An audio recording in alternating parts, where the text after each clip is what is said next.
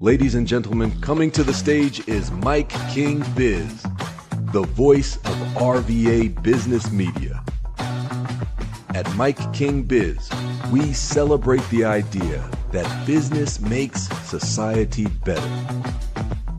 On behalf of the whole Mike King Biz ecosystem, we say a big thank you. Built different for you.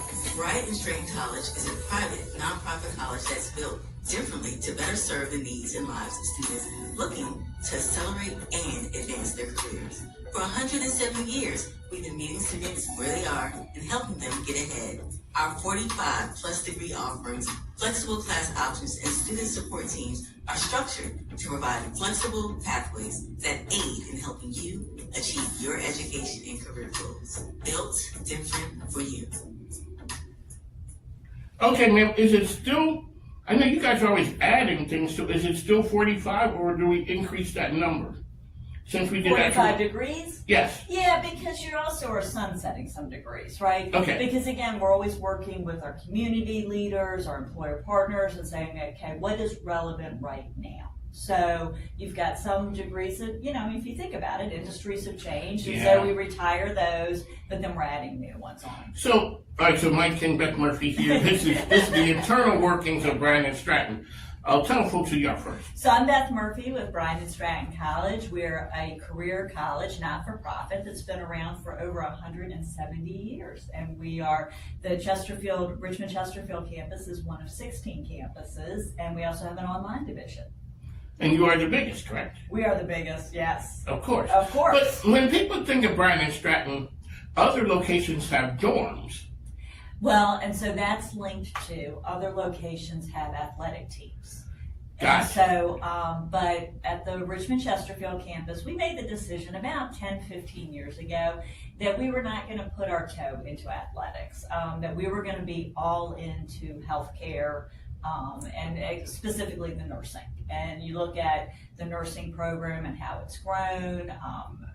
Bryant and Stratton College, Richmond-Chesterfield is actually the second largest provider of LPNs to the state of Virginia. So we put our efforts behind that, and that's why we don't have athletics, and therefore we don't have dorms. Okay, that makes sense. So now, because everywhere I go, there are Bryant and Stratton nurses. It's everywhere. And you know you're getting good care if they're a Bryant and Stratton College. Yes, I know. Firsthand, I know. I've got that care. And also, they all sing the praises that you guys got them ready for the workplace. We try. I mean, Mike, nursing, in all seriousness, is not an easy profession. No, it's not an easy degree to earn. But we, first of all, we owe it to our students, because our students can graduate with a nursing degree, and until they pass the NCLEX, that state board, they're not registered. They're not an RN or they're not an LPN. So we owe it to our students to have a rigorous program. We also, both our diploma and our associate degrees are ACEN accredited. That's a programmatic accreditation that, while it may not mean much to a prospective student, it means a heck of a lot to our future employer. And their expectations are that the curriculum reflects this high standard that ACEN puts out there for their accreditation. And that's garnered because you're in rooms with those employers, turning them into partners of Bryant and Stratton. And I've got to look them in the eye. And programmatic accreditation is very important in healthcare. I mean, our medical assisting, they have the KHAP accreditation, which is very rare in the state of Virginia for medical assistants. But it means that, again, that the curriculum is designed to help prepare the students to become certified medical assistants. And we owe it to our communities to offer the highest that we can. Because you're putting folks back into the state of Virginia, you're really putting a lot of talent back into the Richmond market, into this market. Yeah. A lot of times people forget that students of Richmond-Chesterfield, Bryant and Stratton College live and work in this area already and pretty much stay in this area after graduation. So we really are investing in our community directly. One of the things that Bryant and Stratton, did you change the name? Now I noticed it says more Richmond-Chesterfield. Well, is that something new? It better represents who we are. So we've been in Chesterfield. Even our Hull Street location was Chesterfield. And so as we made this move, we said, you know what, our name needs to reflect the entire community that we serve. So we serve the Richmond-Chesterfield community, and we're very proud to have that as part of our name. But also, and I didn't realize this, the Bryant and Stratton footprint goes far and wide. Oh, I thought it was right around here, but you're like, oh no. No, we have, our students, Mike, they're just incredible. So we've got students who drive 2 hours. We bring them from the West. We bring them from North Carolina. Again, Bryant and Stratton College, I think there's twofold. Number one, our outcomes are exceptional. And so people want to enroll in a program that is good. And then secondly, the flexibility, because we have the part-time, the evening, the weekend opportunities, you don't always find that everywhere else. And so students are willing to drive a little bit further to get the tailored, built different for you program that they need to be successful. Because if you figure what I passed to come a couple hours to get to, it says something about what Bryant and Stratton offers, and like you said, it's built differently for you. Everybody feels like it's just, I'm the only one.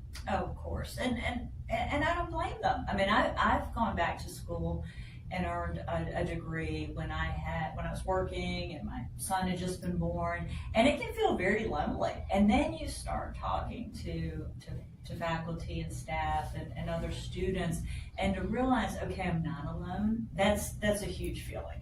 So where can people find you, ma'am?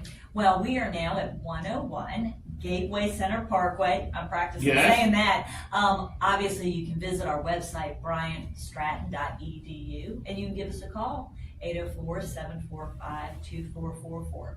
I would always say on Hull Street, just get to the campus, come inside the doors, and you'll be taken care of. It's still the same thing now, it's just a different address. That's right. Gateway is right around the corner. And of course, we still have events like the Lunch and Learn. We've got a Lunch and Learn coming up on June 17th. That is a great way to come visit the campus, get food, Good. Right, and talk to faculty and staff. But no, we always welcome visitors, regardless of our location. So let's talk about the process. And a lot of times there's things, if I hadn't been to college in a while, or either I'd never been, or my experience wasn't that great, there's some areas of concern. Right. So you're like, okay, how am I gonna pay for this thing? Am I gonna be able to do it? I'm the only one. I've been out of school a long time. Bryant and Stratton kind of walks you through. And then when I get this piece of paper, what happens now? I got a piece of paper, it seems like I got some debt. I need employment. Mike, I'm glad you asked me this question, because a lot of times I take for granted what we do. The hardest part, I think, for a prospective student is to make the decision to call or stop by or visit the website and inquire about information. Because once you get there, I do think you begin to feel how we're truly a champion of students. You're not just going to come in and announce, I want to study hospitality. Okay, we're going to ask you what you're interested in, but you're going to sit down with an admissions advisor, and we're going to go through what is the right pathway, and depending on what your goals are, what degree, is it a diploma, is it an associate, is it a bachelor's degree, what program of study, is part-time or full-time the better option? We're really going to talk through those things. Then we're going to sit down with a financial aid advisor, and talk through, okay, this is what I want to do. How can I afford this? What funding's available to me? What scholarships, just lay it all out there, because college is an investment. After you feel good about that, you're going to work with an academic advisor who's going to set up a schedule for you that best suits your needs. And maybe you want to do a remote class. Maybe you want to do classes on campus. Maybe you need online. But again, we're going to personalize that. And then as you move through with us, you're working with career services, as well as taking your classes. And so career services is connecting you with future employers. So by the time you complete, I am hoping that you feel like, wow, I've had somebody walk this path with me, and now I'm ready to go out and start my career. And you become part of the family. No, you're always part of the family. So once you graduate, you can always come back to career services. Let's say you need help reconnecting with an employer, or you want to get your resume updated, or you're not feeling like your LinkedIn profile is doing the best job representing you. All of those things, career services is ready to help. So you moved from Whole Street, where you guys were for a long time, over to Gateway. That is a transition. Mm-hmm. How's everybody settling into the new location? There is so much excitement because we are all together. We're in this brand new space. The labs look great. Everything is shiny and new. There's some adjustments, like we're still figuring out the AC. The building was unoccupied for a little bit, so we're still getting used to some things. But by and large, everybody is just so happy. The excitement is there. Yeah. We just need to finish unpacking, Mike. I think we've gotten tired. We need to finish unpacking. The excitement, excitement died down. He had his last suitcases. That's right. We're going to get to We're those. going to get there. Alrighty, ma'am, where are we in the semester? So we're just a couple weeks in. But it's nice to see, even after just a couple weeks, how everybody is feeling more comfortable. And of course, our continuing students, they had to readjust too. Yes. Everybody's figuring out, okay, how do I park in the parking garage and getting in and finding the classes. So we're settling down. I would call this the settling period. We're also fixated on graduation because that's at the end of the month, right? So there's a lot of energy right now being focused on the May 29th graduation ceremony. There you go. And the time and the location for graduation? So May 29th is our big graduation of the year. Even though we do 3 a year, but the May graduation not only honors our April 26 graduates, but it also honors our online graduates. So anyone who graduated from our online division who lives in this area can come to the ceremony. So we'll have over 200 graduates. Beautiful. Oh yeah, it'll be huge. We'll be at the Richmond Convention Center. We have Jody Alexander, President and CEO of YMCA.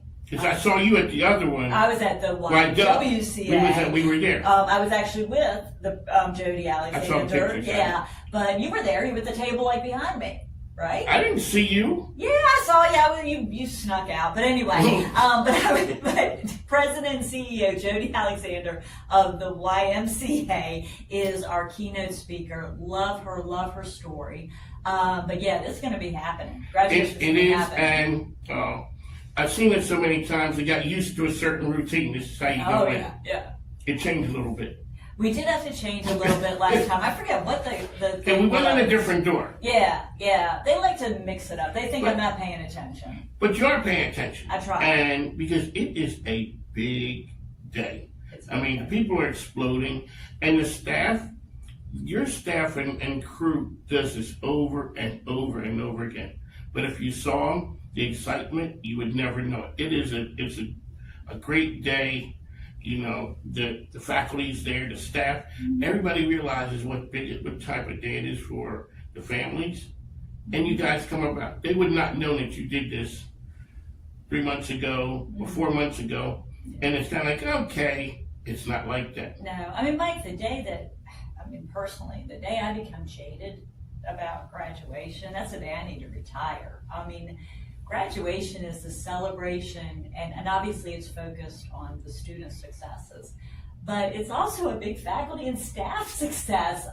As graduates walk across the stage, I'll be like, I remember you at NSO, New Student Orientation. I remember that was a long when I remember talking to you in the hallway and you thought you weren't going to make it. I remember when you were upset with an instructor. Right? We all played a role. We were all champions of students, and so it's a day that faculty and staff should be celebrating just as much as the students. Mike King, Beth Murphy here. Alrighty, ma'am, you got your folks over one location now. Can you see the look on their faces now that they're all, before you weren't far away before, No. but it's a little distance. So now you don't have a grocery store in between you. That's exactly right, which we missed the grocery store, but I think that was a cool.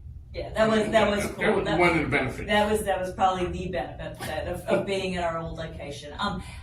I love that the way we're set up now. Even like parking was an issue at the old location, so now we're all parking in the same place. So I'm now walking in with students. That didn't happen at the old location. So I'm walking in and out with students. I'm riding the elevator with the students. So there's all that interaction even before you start the day. And then, yeah, it's super easy. Every day I'm going up and down the floors multiple times. And so I do feel that I'm having more time with faculty, staff, and students, which I find that so energizing. It's great. There you go, Beth Murphy, Bryant, and Stratton. How can we reach you, ma'am? You can call us at 804-745-2444. You can stop by and visit us at 101 Gateway Center Parkway, or you can visit our website, bryantstratton.edu. Here you go, on the mic and Mike. We'll talk to you soon, folks. Thanks, now. Thank you, ma'am. Thank you, thank you. Thank you. Awesome. Oh, busy day. Bryant and Stratton College has been making an impact for over 170 years. I'm so excited that our new location puts us closer to employers, makes us more accessible, and allows us to design a campus that is student-centered and meets the needs of our employer partners. So the question is around location and how this happened.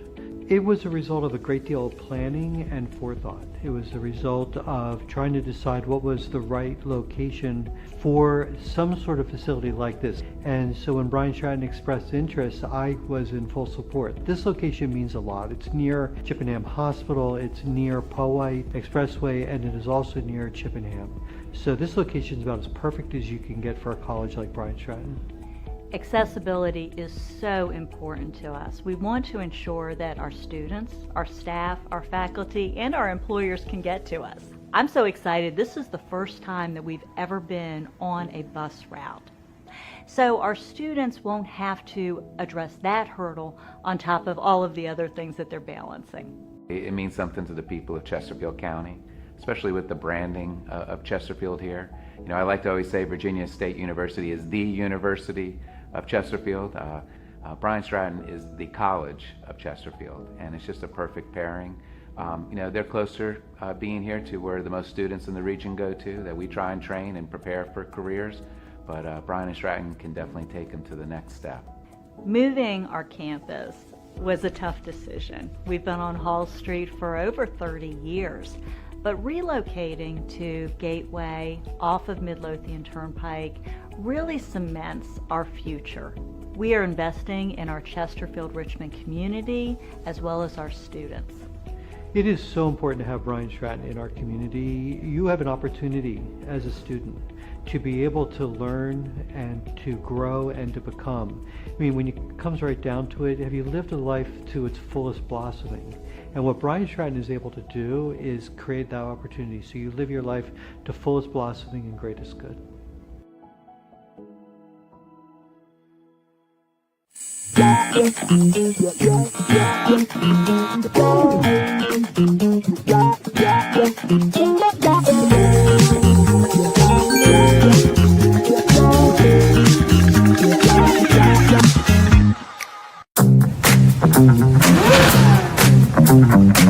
Should we do it? It's your call. Call Federal Credit Union, your best call for car loans.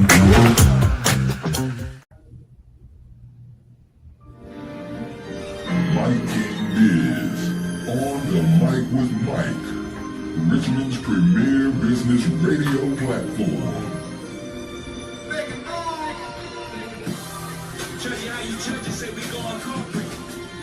Corner boys with the corner office. I'm at the cap table, what the splits is. Not that cap table, boy, we live this. Promoting how business can make the community better. No one does it better than Mike King Biz on the Mic with Mike. Check it out. Ladies and gentlemen, welcome back to On the Mic with Mike. Mike King here, coming to you from the Mike King Biz Call Federal Credit Union Media Center, coming to you from high above Henrico. You can follow me on social platforms, which are On the Mic with Mike RVA, as well as Mike King Biz. You can check us out Monday through Friday from 10 a.m. to 12 p.m. on LinkedIn, Facebook, Instagram, as well as YouTube. That is the premier business show in town, as well as on ESPN Richmond. That's where you find us. Got the good friend of the program, Dr. Omega Wilson, is back in the building. How are you, ma'am? I'm doing great, thank you. I'm back in the building. Glad to be here. You are? So tell folks you are what you do. So I'm Omega Wilson, former high school principal, former director of high schools for education, but I have my own consulting business, Innovative Strategies Consulting. So I'm a leadership development coach as well as an educational consultant. You help people who want to take their educational level to another status to another level. So Yeah. a person aspires to be, you're the principal or superintendent guru. Okay, I like that. That's I'll take it. I'll You're take the it. guru. It's like in football, when a person is a quarterback, he goes to the quarterback guru. Yeah. You're the person who understands what it takes to get to that level, Yeah. and you help them get that. And you, like you told me, you're only as good as the fruits from your tree. Come on. You look, see, I remember. You remember. I remember when somebody Fruit tells me check. that. You start, that's where you come from. Yeah. You're a preacher's kid, so you learn that somewhere along the way. You are judged by the fruit that you bear. Yeah. And I like everywhere I go, people in education, there was a basketball coach, I think for Hermitage. Oh, yeah? He tells me, oh yeah, I had her. He did? Yeah, you know, everybody who's in education knows and respects your name and your brand. That really means a lot to me. It really means a lot to me. Yes, I do help educators, but I also help leaders across the board. So corporate. What do you, John, is it John Maxwell? John Maxwell. I'm Yes, John Maxwell certified. I can tell. Yeah, I know you can. You told me that before. I'm on the Maxwell leadership team and an executive director there. So I help educators, but I also help leaders in general. If you are ready to grow to the next level, I'm going to help you. Whether that's with resume building, whether it's with mock interviews, whether it's with tightening your leadership skills in whatever way you need, I'm going to help you do that. So I was at Big Dipper Summit last week, and they had the presidents of Union, Virginia State, Norfolk, and Hampton in one session. Then they had the presidents of George Mason, Virginia Tech, VCU, I can't remember what the other one was. And their deliveries are way different. Yeah. Their ideas and their views and how they gave the word, it was Virginia Tech. Yeah. So I sent my oldest son, to PWI. Okay. My youngest son went to Lincoln. The graduation at Indiana, University of Pennsylvania is go for it, the world's your oyster, blah, blah, blah. The HBCU, it could have been Lincoln, Norfolk State. We like to thank Mom, Grandmama, and everybody who made this happen. Shout out to Dr. Danny Gladden Green out there. Oh, yeah. She is, A&T. Yeah. Oh, yes, so she hangs her hat on A&T. I hang my hat on VUU. Virginia know. Union, alum of VUU, also HBCU, but also alum of VCU and Virginia Tech. It's a whole big okay, so when you think about that, what did you get from Union as opposed to what you get from VCU? Yeah. And then from Virginia Tech? 3 different schools, of course. Virginia Union gave me my foundation. That's my all in all. That's where I learned, to really be a student. They taught me the basics. They taught me the foundation. Of course, they taught me what I did not know. Union prepared me for the real world. Attending an HBCU was life-changing for me. I mean, I come from a family at Fort Lauderdale. As you said, my dad is, rest his soul, was a pastor. My mom was an educator. She's a retired reading teacher. But I come from good, solid ground, knowing my culture.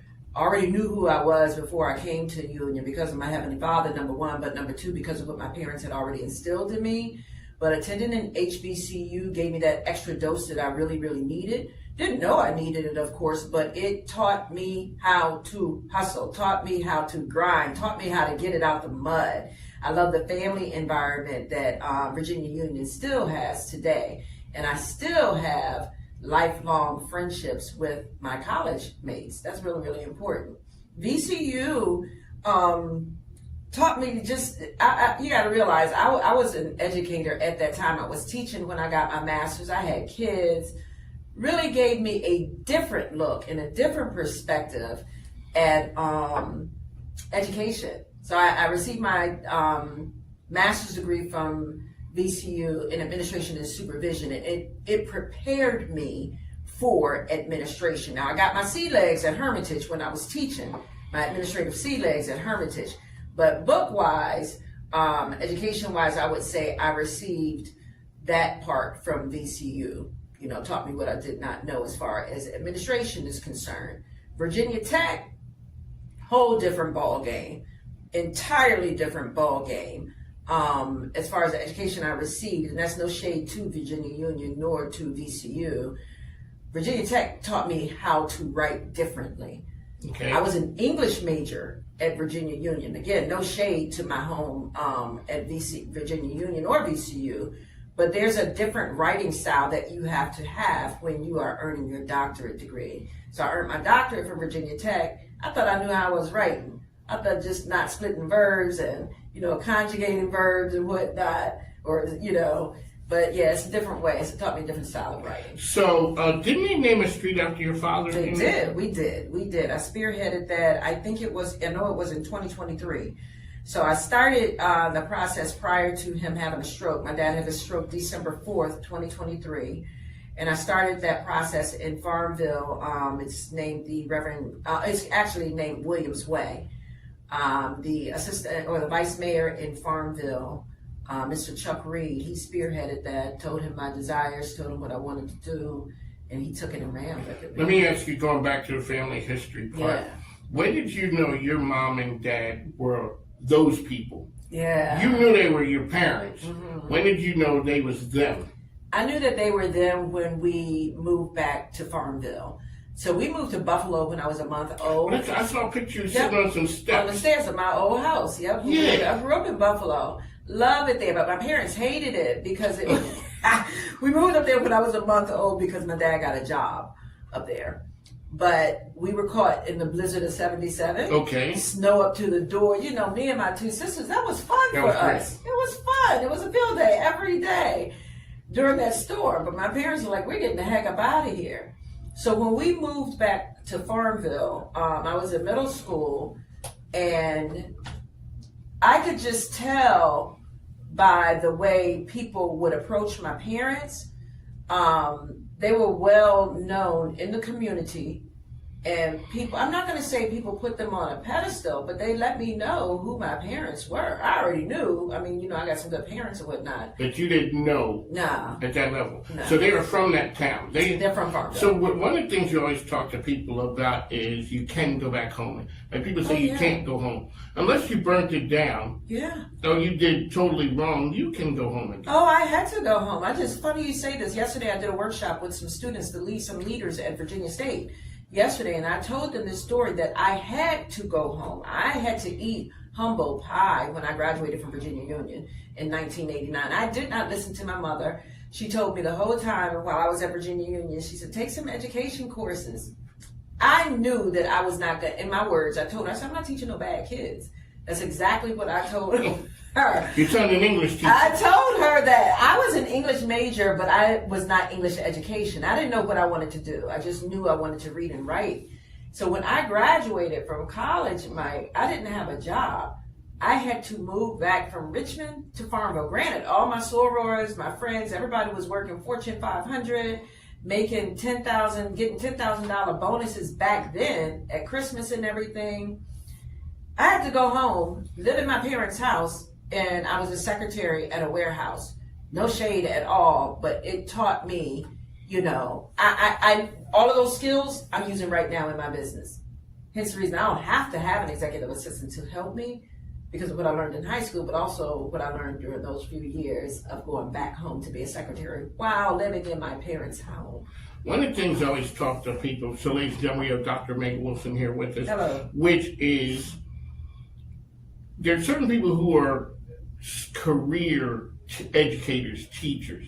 You know, the Miss Johnson, she's been a teacher since 1937. No desire to be the administration. My sister's a principal. She started as a teacher, obviously, but you could sort of tell maybe that classroom thing wasn't exactly her place. To be a preacher and a principal, so it might have been to go to administration, is that's more of the business. That could be looked at as the business side of it. But it's wild, Mike, because this is crazy that I'm sitting here having this conversation right here. I think when I graduated from Virginia Union, I thought I was going to be an anchor woman. I wanted to be the next Gwen Williams. I can see that. I wanted to be the next Gwen. I had not taken a journalism course, did not take mass comm, none of that. But I'm just like, maybe CBS or CNN, they're going to call me and say, come work for it. I don't know what I was thinking about. But I kind of stumbled into education. Just shared this yesterday with the students at Virginia State, that I didn't have a plan. I did not have a plan to come into education. I did not have a plan to go into administration. You know, it's just a gift that I have. I love all things education, administration, and leadership. So while I was teaching, one of the assistant principals encouraged me to go back to school to get my master's in administration and supervision. And I told her I wasn't really interested in doing that. And she was like, well, do it anyway. The county at that time, they're going to pay for it. I think I paid for one class out of all of my masters. Back then it was probably $500 or something, dating myself. But after I became an assistant principal, somebody tapped me and said, hey, you should apply for that principalship at the middle school. You should apply for that principalship at Hermitage. And then I was kind of sort of almost a little bit voluntold to apply for the director of high schools. And then our former superintendent came back and tapped me and said, hey, I'm starting this company and I want you to be vice president of operations for our dropout recovery program.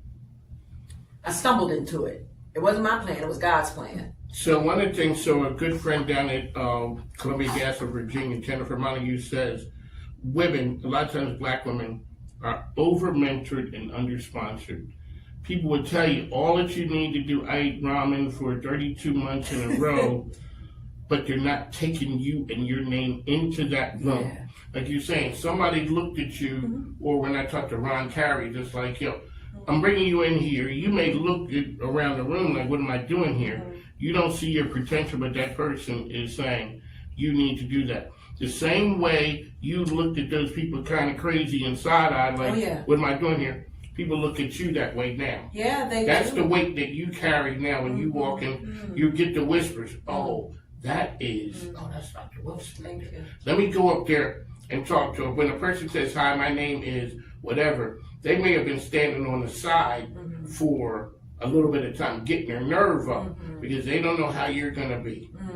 Well, most people know that I'm a very, very, very down-to-earth person, probably the most down-to-earth person that you're going to meet, not that person who's on a pedestal.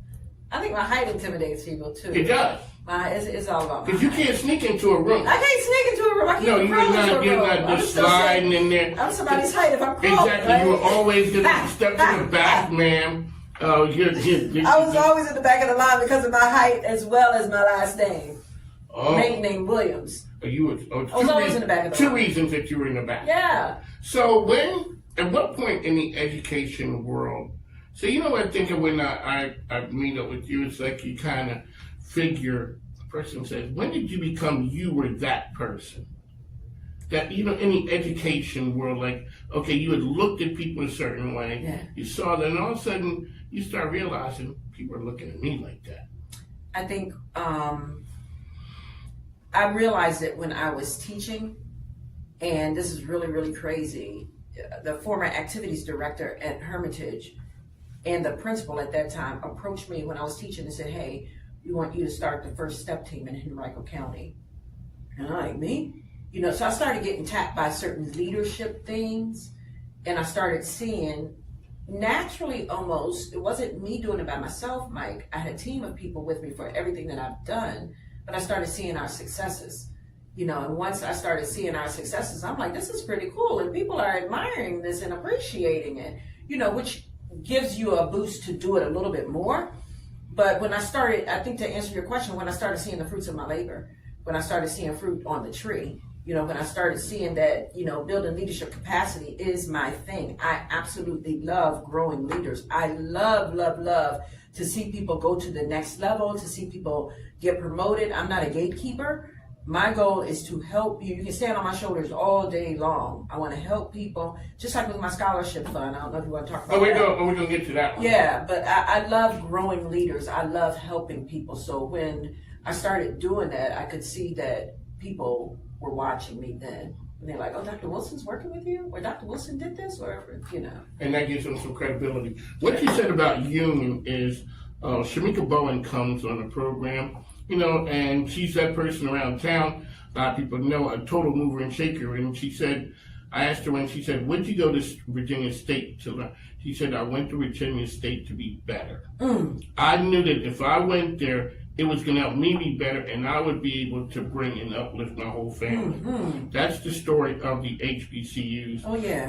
That you go, and it's everybody on campus knows what you're doing. Yeah. The folks in the cafeteria, the maintenance people, they're like, yo, you're wasting your family's money. Oh, yeah. Don't blow the opportunity. Yeah. So you have your scholarship program. What's it, 9 years now? This is our 9th year, and I just want to add, if I may, to what you just said.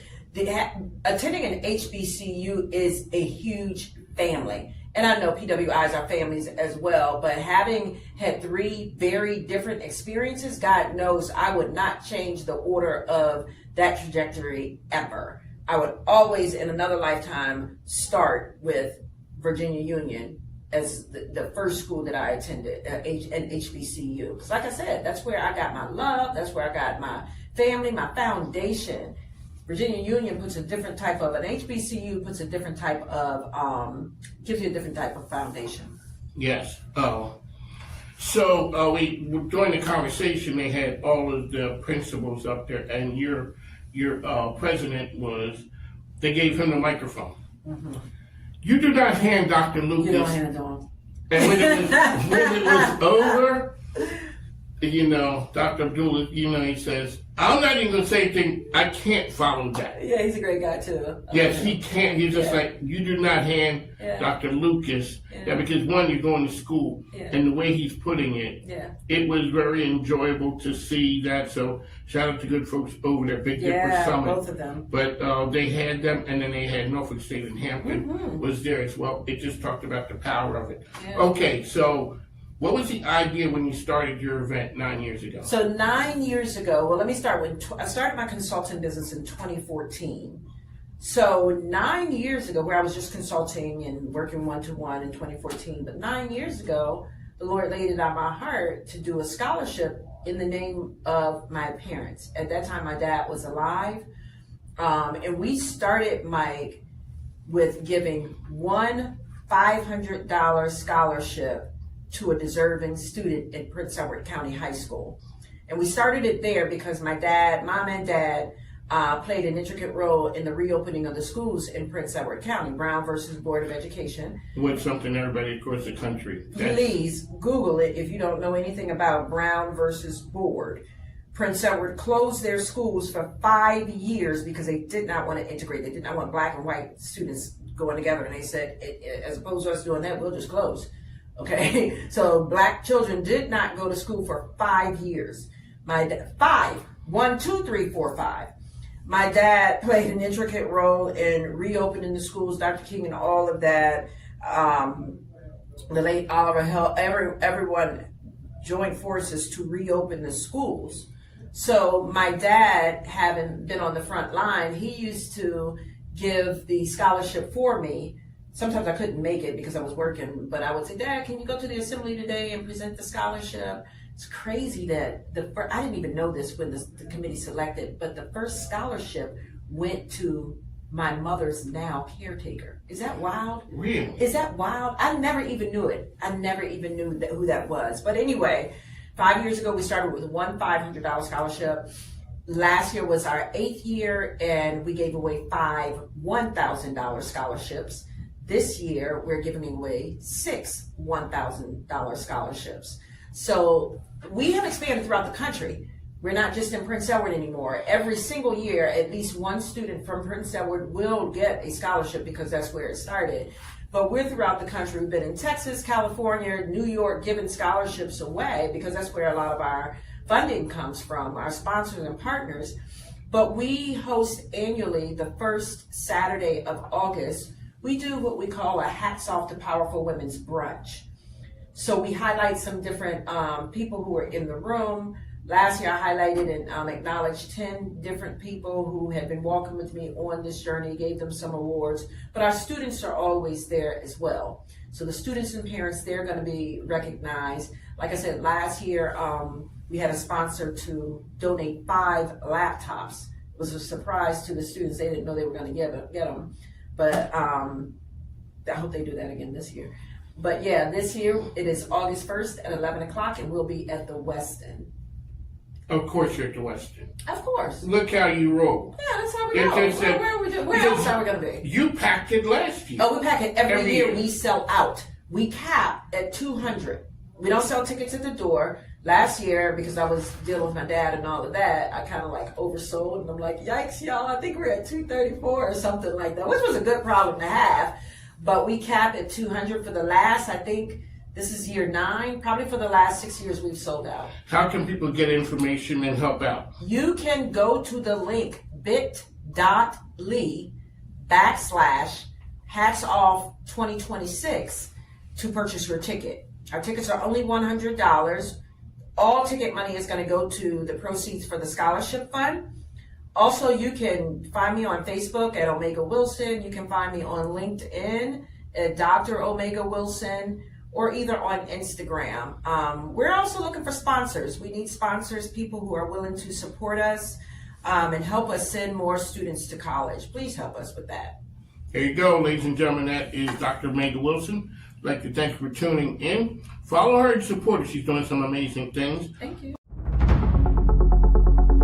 This is a night that 10 years, 15, 20 years, you're going to be looking back and saying, I was here.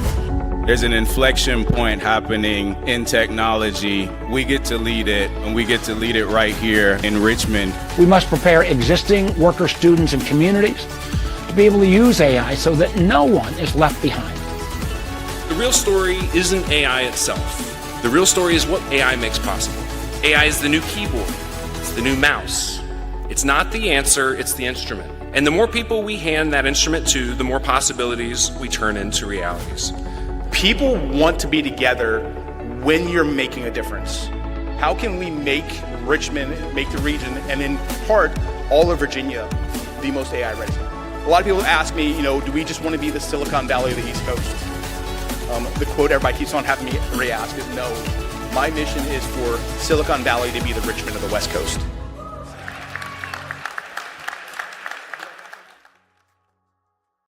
Mike King Biz, on the mic with Mike, Richmond's premier business radio platform. Make it move! Judging how you judge it, say we going corporate. Nah, we just corner boys with the corner office. I'm at the cap table, what the splits is. Not that cap table, boy, we live this. Promoting how business can make the community better. No one does it better than Mike King Biz.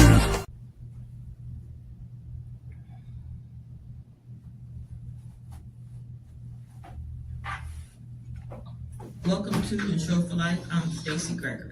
This show is for people building families, building wealth, and building a future they refuse to leave unprotected. We're talking life insurance, legacy strategy, and smart planning that gives you control, confidence, and clarity. Secure your legacy. If you love it, secure it. Ladies and gentlemen, welcome back on the mic with Mike King, coming to you from the Mike King Biz Call Federal Media Center. Hi, Beth and Reichel. Got the good friend Stacy Gregory is back in the building. You guys know her. She's the person who says, get your money right.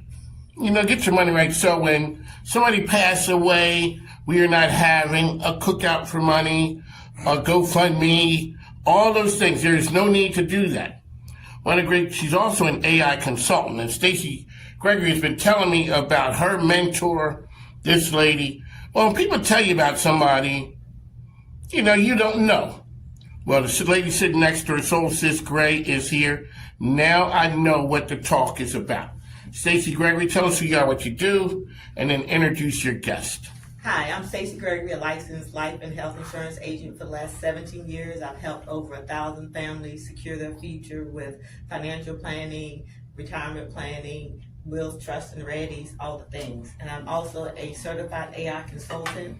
And today I have my friend and mentor, Soul Sis Gray, who is the founder of Cybersecurity, Future Cyber AI, a multi-talented entrepreneur who helps people use AI to build businesses and create multiple income streams. After leaving a 30-year trucking career to care for her mother through dementia and heart attacks for 5 years, she later became a full-time caregiver for her son during his cancer battle. Today, she turns pain into purpose by helping others monetize their talents and build legacy. Thank you for being here. Yay! Thank you for having me. Of course. You have done so much in such a short time to impact my life, and I'm so thankful for you. Can you share what you've done and for me as an insurance agent and what you're doing in your business as well? Let's see. Telling your story is one thing. You telling your story is another. When I first met you, you didn't understand nothing I was saying. No. It just went over your head like it was almost like I was talking French, or I was Charlie Brown in the corner going wah wah wah wah wah.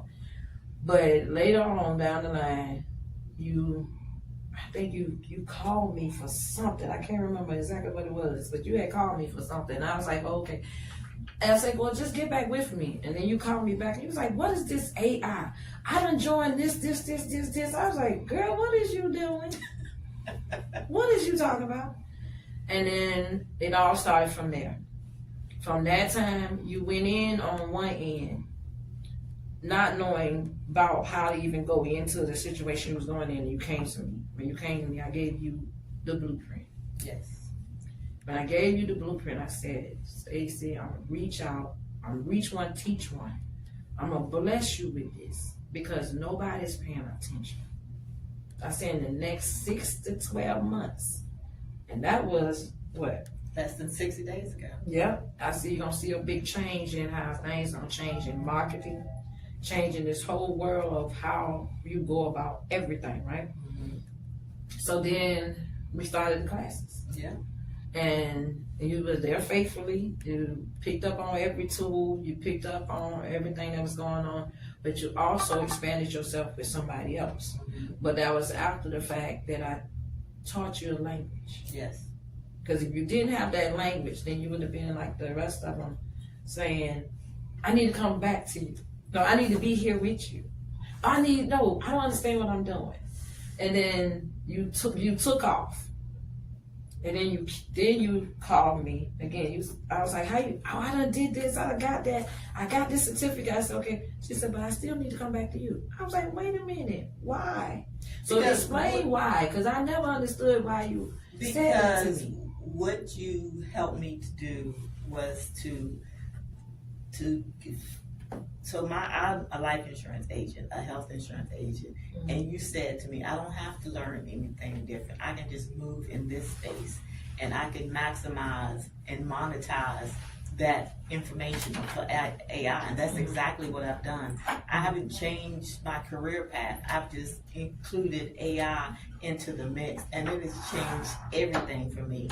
My business is expanding so fast that it's low-key is overwhelming, but I'm ready for it because I know I have you here to help me along the way, but I have grown so much, and I just want other people I want you to share. I want to share you to the audience so other people can see that there's somebody out here. She's local in this area and she is everything. If you want to expand your business, if you're looking to grow in the AI space, if you want to stand out above the crowd, Soul Sis Gray is the person that we all need to know, because she has so much, you have so much knowledge, and you're willing to share it so freely. And it's just, I mean, I just want you to so if you were meeting with someone, the lady that was here earlier, she's a teacher and a consultant. What would you suggest that she do with her business? So you know how when you came, I told you the one biggest thing is that I listen to people's story. Yes. That is so important, because nobody listened to my story when I was talking about this and learning the difference between business hurt, personal hurt, and your future hurt. Knowing that all that is just a blueprint. All that is, we all have a story. We all have something that is of purpose. So instead of telling somebody they need this tool, I provide you with the tool of your story. Like, where do you want it to go? What is the hiccup? What is the bottleneck? What is the things that stop you from expanding to make more? Because we all got a dream. Yeah. But this is the time now where AI give us that chance to make our dreams come true. And I used to always tell people, I'm not just a dreamer. I'm a dream maker. I'm somebody who help you make your dream come true. Because I know when I wanted my dreams to come true, my grandmother made that possible. She didn't let me look at the label that everybody put on me. You know what I'm saying? So when I hear that story, then that's how I know. I know where you want to go, because everybody's mind has not opened up. Yes, and can you talk about that? What it means for your mind to open up? Because I feel like I feel so smart and so, like, what do you call it? You were smart. No, but what do you call it? Like my the third eye, the third eye. Your brain. There's a part of the lobe of your brain that a lot of us have not opened up yet. We haven't had a chance to even, because people knock you down. They'll say you can't do this. So when I started this in 2015, 10 people in the class, only one graduated.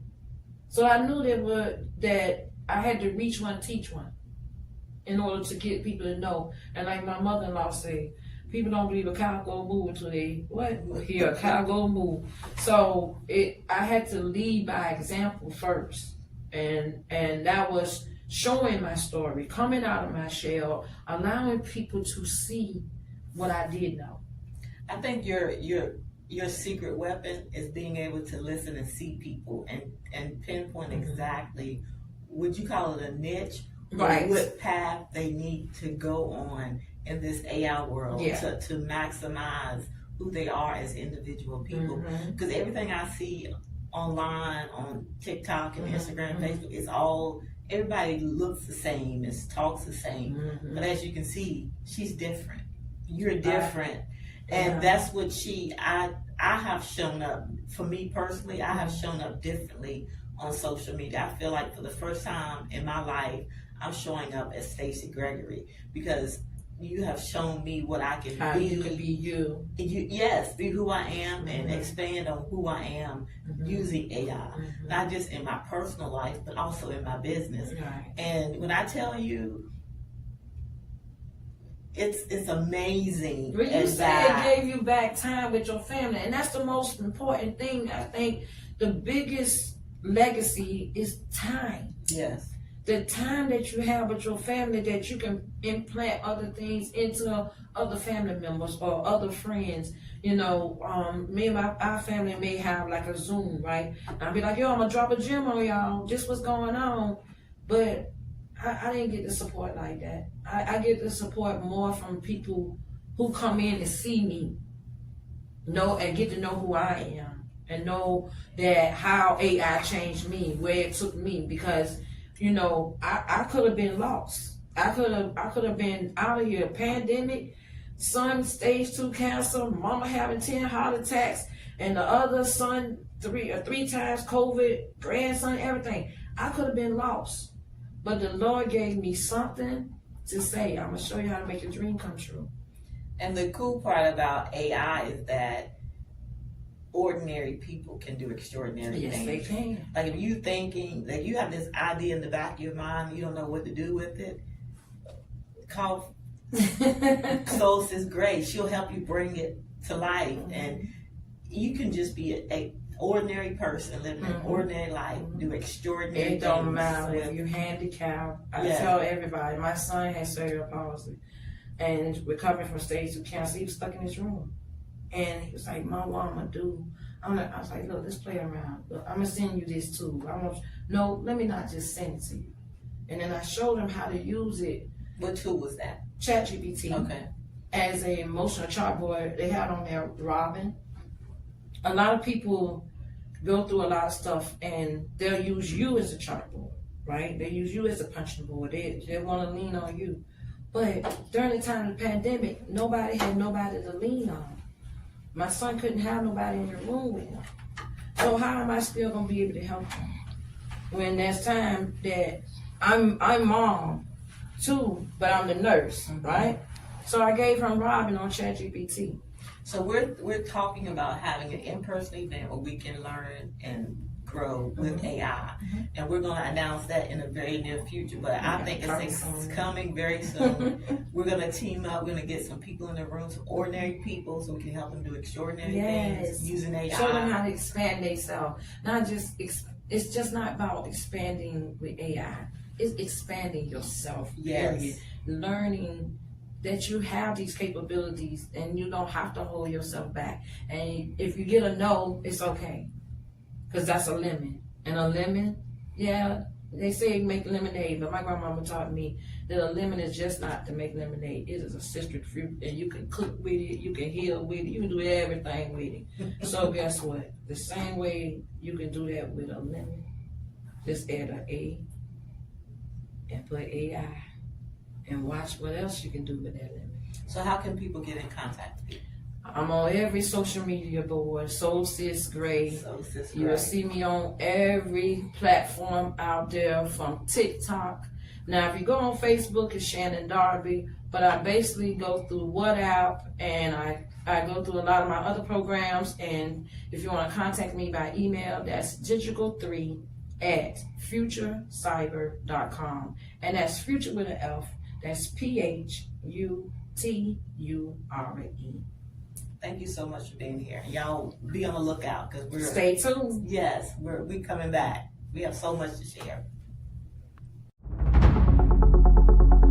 This is a night that 10 years, 15, 20 years, you're going to be looking back and saying, I was here. There's an inflection point happening in technology. We get to lead it, and we get to lead it right here in Richmond. We must prepare existing worker students and communities to be able to use AI so that no one is left behind. The real story isn't AI itself. The real story is what AI makes possible. AI is the new keyboard. It's the new mouse. It's not the answer, it's the instrument. And the more people we hand that instrument to, the more possibilities we turn into realities. People want to be together when you're making a difference. How can we make Richmond, make the region, and in part, all of Virginia, the most AI ready? A lot of people ask me, do we just want to be the Silicon Valley of the East Coast? The quote everybody keeps on having me re-ask is no. My mission is for Silicon Valley to be the Richmond of the West Coast.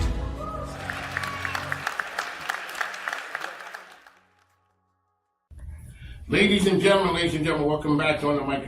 Mike King here, coming to you from the Mike King Biz called Federal Credit Union Media Center, high above Henrico. You got the good friend, the Google gal, Lizzie Morrow is back with us. Welcome, ma'am. Thank you very much, Mike. All right, so tell us what you do, who you are, and what do you have good for us this week?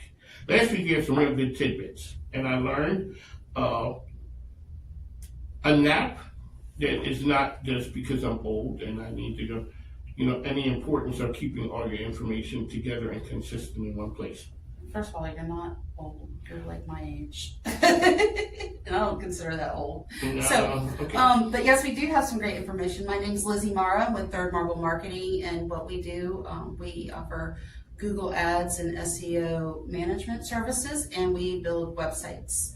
And we are a Google Premier Partner, which means we're in the top 3% for what we do. And that says a lot because there's a lot of I'm not calling them false prophets out there. Everybody's an expert, but everybody doesn't have the designation like you do. Yeah, we definitely are a little different.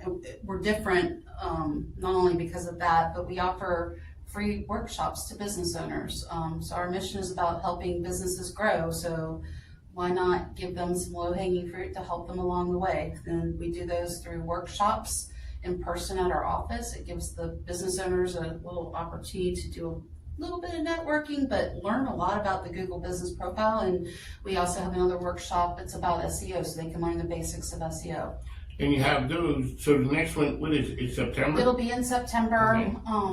The date is on our website. If you go to www.thirdmarblemarketing.com and go to the About Us section and look up the complimentary websites, you'll be able to see the date for that coming up in September. So September is a little ways off. Is there something that people need to be doing right now as opposed to waiting until September? Yeah, I'll give you a little tidbit here. Hold on, ladies, hold on a second. Hold on.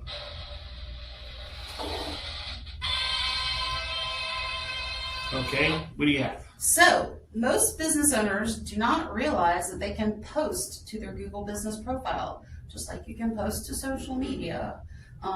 So there's a section, if you open up your Google business profile, there's a section in there, the knowledge panel, you'll see the icons, and there's an icon for posting. Click on that and you would post on there. You can put a picture and comments just like you would on Facebook or LinkedIn. That's my tidbit. Ladies and gentlemen, how often do people look at you with that look like I have right now? Like, really? 24/7, 365. People do not understand and believe that part. No. And why is that important to put that on your Google review? Well, it's not a review, it's a post. Okay. But it's important because that your is... Google business page. Yes. It's important because that's engaging. You, as a business owner, you need to engage with your Google business profile. The more engagement you have with that profile, the more activities you do on there, loading pictures, loading posts, replying to reviews strategically. All these things add up and it helps build the strength of your profile online so that more people can find you. There you go, Lizzie Morrow.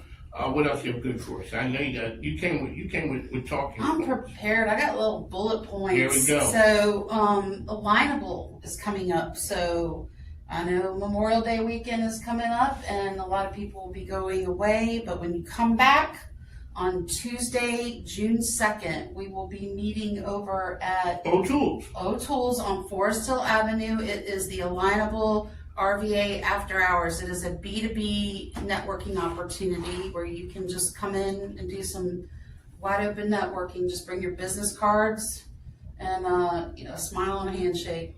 So the good folks over at O'Toole's are great folks to deal with. But some of the people who went to the cyber team was there. Yeah. And they said, so it was Lauren. Yeah. And they had a great time. They did, and I'm glad they were there. It was lovely to have them, and I hope they come back. They said they will. All right, what else you got, ma'am? That's all I got for today. All right, let's give one more tip on Google that a person would need to have or use. So that they're not on page 2 or 3, which is basically the witness protection program. Well, if you just want some basic things that you can do when you reply to your reviews, don't just say thank you. That's right. Enter. You want to reply in kind. You want to use keywords for the services or whatever you provided to them. And you also want to use that as an opportunity to cross-sell or upsell. Maybe every 3rd to 5th review, stick a geo in there, a location where you did the work. But don't just say thank you. Thank you doesn't help the algorithm at all. You have to put your keywords for your services in there or your products and let them know. Reply, even if the person wrote, even if the person just left 5 stars and nothing else, look up what you did for them and say, hey, so-and-so, it was really lovely to come out to your house and install that mini split unit in your spare room upstairs. There you go. Those are words of wisdom from Lizzie Morrow, a.k.a. the Google Gal. Alrighty, ma'am. Thank you. We will catch you next week. Always bringing us words of wisdom. The program is On the Mic with Mike. You can catch us Monday through Friday, 10 a.m. to 12 p.m. on LinkedIn, Facebook, Instagram, as well as YouTube. And Saturday morning, 6 a.m. to 7 a.m. on ESPN Richmond. We are the premier business program. I was going to say the premier business radio program. We're more than radio. And we're coming to you from high above Henrico. Thanks, folks. Take care. Thank you. Thank you, Lizzie. Well, thank you, Mike. Am I getting better at this? Oh, you were born to do this. I get so nervous. That's the funny thing. It's just the two of us. Hey, everybody. Have you ever been in a situation where you were walking into a place you didn't necessarily know, you didn't know what to expect? You were hoping you were going to be in the right room, but you weren't exactly sure. Well, Mike had that experience not too long ago where he decided that he was going to go to an event called Podfest. I'm not going to spoil it for you. Mike, when you were outside of that room, when you decided that you wanted to go there, how did you make it happen? And then we can talk about whether or not it was the right place, the right time, and the right room for you. Hey, Bruce, thank you for the question, brother. Yeah, you know, honestly, I didn't. I had a friend of mine 2 years ago, watched her, and she had a ball. But I never considered myself a podcaster. I just, I'm a community leader and a guy that just had to do, podcasting. I didn't even know I wanted to go until a friend of mine in a Hound, D. Scott Smith, said, hey, man, he's going. He got a speaker gig at Podfest. And he said, hey, maybe it'd be great for us to hang out. Honestly, Bruce, I thought the man just wanted to save money on hotel expenses at first. I said, it wasn't Podfest that was trying to convince me, and I wasn't trying to convince Podfest. It was this man that I respected saying, hey, this could be advantageous. It could be win-win. Did you have any expectations? The only expectation, and again, it wasn't easy. I had years of hard-fought, all those sales tactics and everything and expectations and all the gurus. And I just doubled down on what got me here in life today, what got me here at Podfest, what got me in front of, men and women like D. Scott Smith and Kevin Smith. And I said, stop it. Stop worrying about what to say, what to think, what's going to happen. Is this going to get my return on my investment? Blah, blah, blah. And I just said, just be. So the very first thing when I got to the airport, I got to meet two guys that I have known and worked with and absolutely respect from here to Sunday, D. Scott Smith and Russ Hedge. And then they picked up a stray, right? Because we're the Hounds. They picked up a stray on the Hoover app at Podfest. And then there was Vanessa, the Vivacious, right? So we didn't even know her. We're just hanging out like the Partridge Family. From the airport, I got to meet these folks. No expectations. I already knew these people. It's just we didn't get to see in person. And the fun part is when you build authentic relationships and deepness with people, it could be years that you never met in person. And when you meet in person, Bruce, it's not weird at all. We picked up where we left off, like we've been in person for years. So when we got to the airport, we went, and then I got to hook up with Kevin Smith, the Kindness Worldwide. When I came, God's honest truth, I told myself, hey, no expectations, man. You're going to live in the moment. You're going to enjoy this moment. And I haven't left the house in 2.5 years. I haven't even went to the gas station before then, the whole month, Bruce. So for me to be actually walking around in person was really wild because I forgot how I thought. But the principles were the same on online. I just showed up, and the first person I got to see was Kevin Smith. That was it. I didn't think about it. I was like, man, here we are. All this led to this moment. And from that point on, every Hounds principle that we just naturally we did in person. And man, it paid 1,000 dividends. Chatting up with the registration volunteer ladies, right? Taking pictures. We're just excited. We were all kids, man. There was like 1,200 podcasts and content creators just running around like happy children on a field trip. And that's when I realized Podfest, somebody built a Hounds kind of mentality already in Podfest, So no, nobody was waiting to sell and stuff. Everybody was just so excited and trying to, who are you? They were curious. They were very curious. Before we get into why it was the right room, because I think you've already established that it was. Oh, yeah. Before you walked into the room, and this is a very common thing, not just in business, but life in general. Did you feel that you had imposter syndrome? That's a great question. Mostly no and a little yes. A little yes because, first of all, mostly no because I was surrounded by people, right? Somebody I trust who connected me already believed in me. So that helped me, right? I'm there with a purpose. I belong here, or I wouldn't be here, right? So those things were already established. But as a human being, we're not always logical. So there is that, hey, how many people are showing up in a camo hat with a $2 vest? And here's the funny part, Bruce. It didn't take very long. It was either day 1 or 2 where I saw ladies wearing chicken hats. So I wasn't even the most like, oh my God, looking dude there, right? But what you did, one, you were you. And 2, the hat, which you said you didn't even know about branding but it's become your brand. Right. But it's also how you stand out, how those chicken hats stand out. And it's like anything else. It's who you know that gets you in the door. That's right. It's what you know that makes the difference, is why you can go higher and higher on the ladder. And sometimes being memorable is almost more valuable than what you know. If you're memorable based on who you are, not some performance you're trying to be. And that's what I did. To answer the question plainly, I reminded myself, I'm not here by accident. First of all, I'm here because of our principles and what we practice, what we preach. But then I got Kevin Smith in and other. So I'm not an imposter. Imposters can't produce intentional organic results. If anybody out there who's doing something, listen, I didn't have confidence, y'all. I had courage. I had courage to look like a jackass if that's what it was going to take. And then figure it out. Then it turns into certainty, which leads to confidence. It's something that people are so concerned about. Yeah.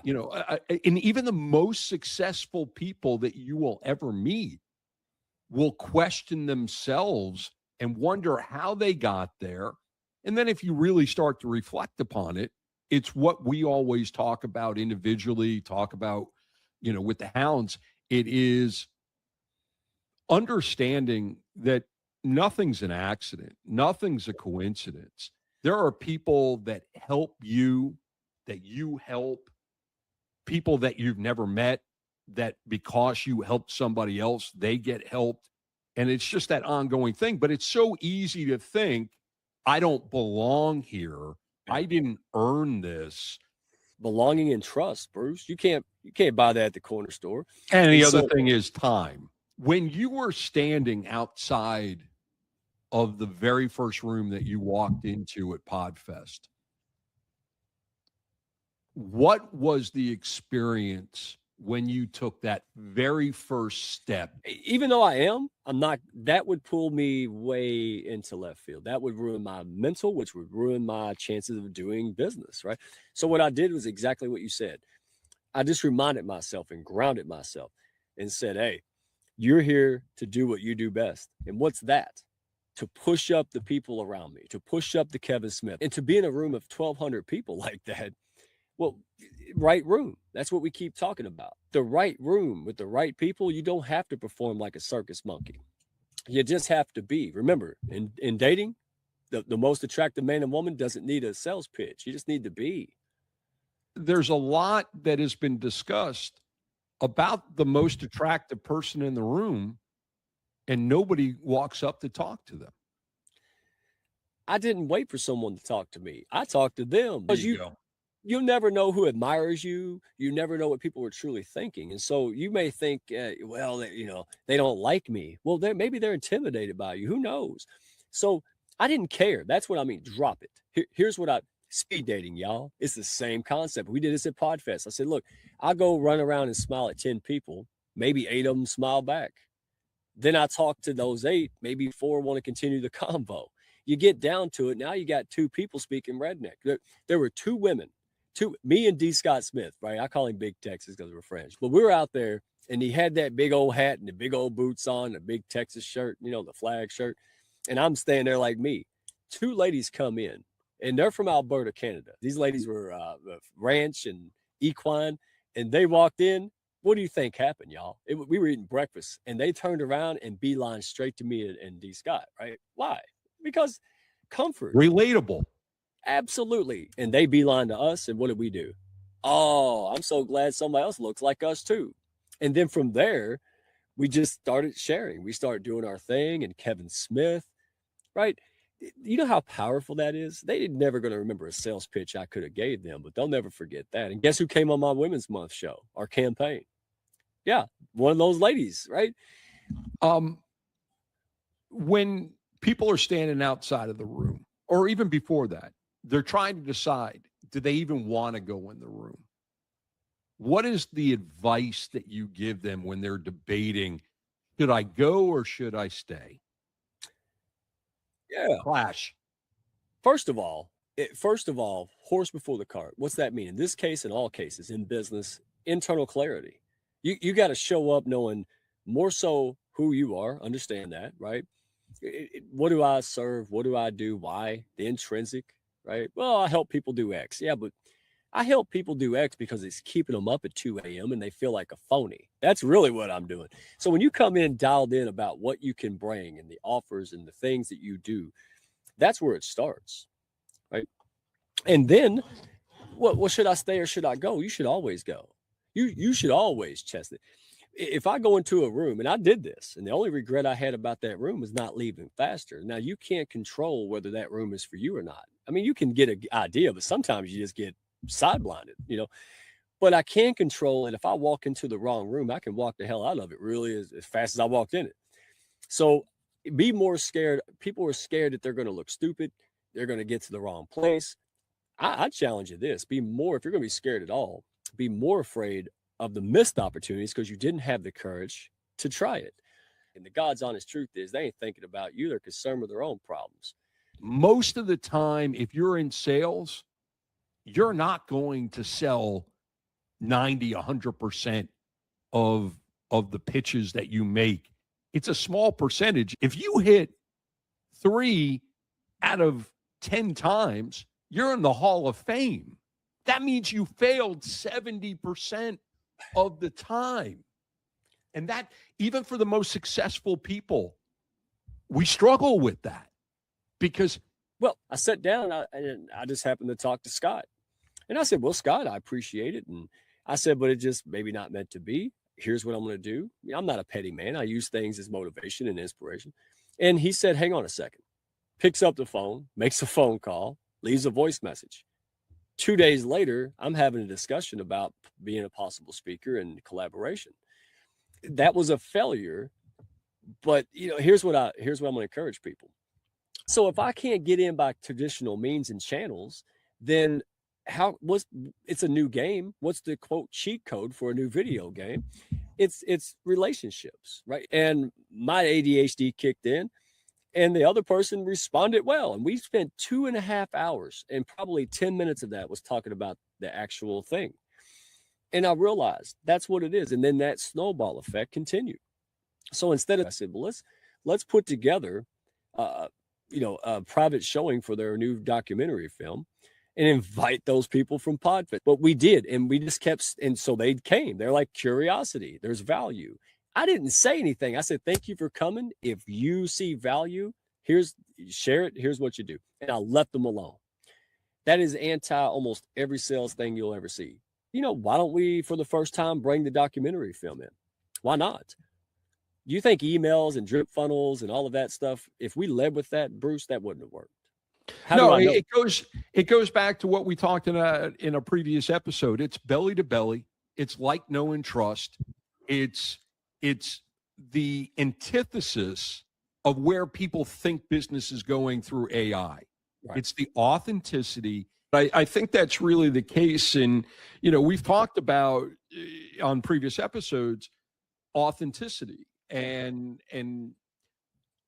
being who you are is so very, very important because it's the same as people who lie constantly. After a while, you lose track of your lies and you either don't know how to tell the truth or you start believing the lies. And at the end of the day, most people will no longer want to do business with people that they don't trust.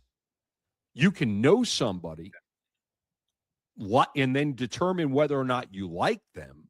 And there are people in our lives that we like and that we know, but we do not trust.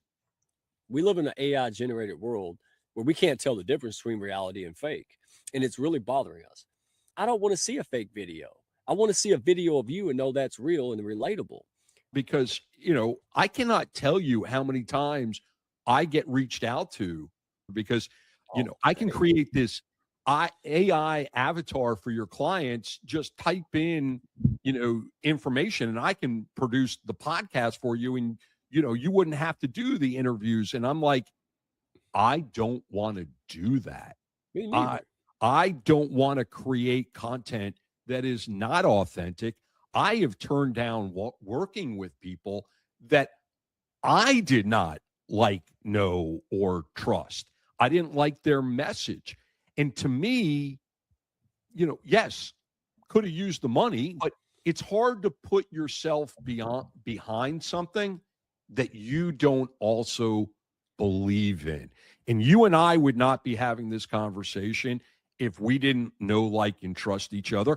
And that happened over time. And I got involved in the Hounds and saw how it was a different community.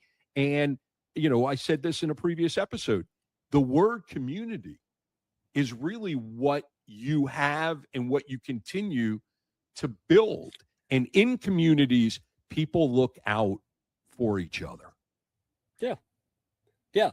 You can't manufacture trust, but you sure as shit can accelerate it and make it intentional. And that's the point of the ecosystem. That's why somebody visioned people coming along. Instead of worrying about what people do and what to sell, they created an ecosystem, a culture that would allow people to shine, to allow them to connect and get on shows and learn and grow. It allowed it how to swim in water. You just got to put its butt back in the water. And that's what we see ourselves doing. We're not manufacturing it. We're just saying, listen, if I take a whole bunch of people, again, Dr. X, Professor X, whatever, but I'm like the symphony. I'm too busy working, but here's the jam. Look at yourself not as some just operator or salesperson or order taker. See yourself as the symphony director, right? Who pays $1,000 to see a man or woman move sticks around? No one. But without that person conducting it, it's not worth $1,000, Bruce. It's the backbone. And they're like, yes, thank you for this award. But if it wasn't for X, Y, and Z, I wouldn't even be here. And it could be, sometimes it's just they just gave them a donut when they were a little weak. Maybe it was their agent who said, no, you really need to do this even. And, bingo. It say, well, what if it didn't work? What if it did? When, why me?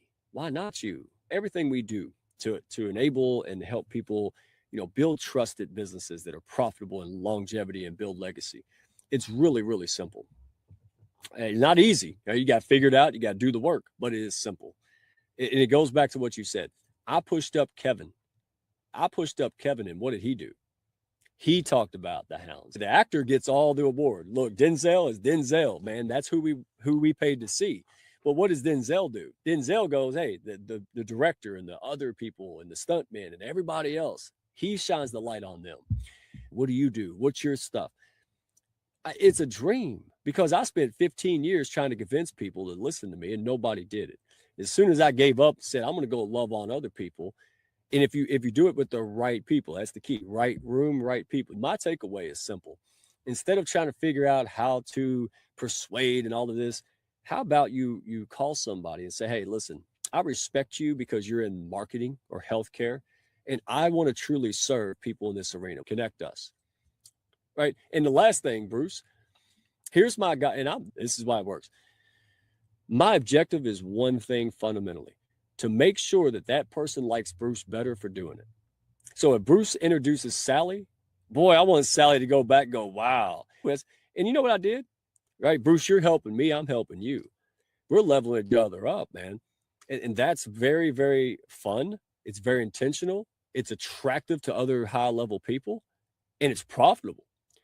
People stop struggling, get out there and make friends, because Yeah, we hear Bill Gates and we hear the famous people say it, but today you've heard real people, right? I'm gonna challenge you with, give me one reason you could. Give me one reason why you could. That'll stop you for a while. And that's the perfect place to end this segment, because the one thing that can is the reason you put the right foot in front of the left foot and walk into the right room. Bingo. You stop asking what's the worst case that can happen. What if it did? Well, what if I put a camo hat on and everybody laughs at me? It happened. And now it's changing lives. It's your life, and act like it. Don't let people and your assumptions steal that. Go find the right people like Bruce Silverman. Go find people out there that will believe in you. Absolutely. Thanks so much for being with us. He's Mike. I'm Bruce. This is the Redneck Connector, and we'll see you next time. Take care.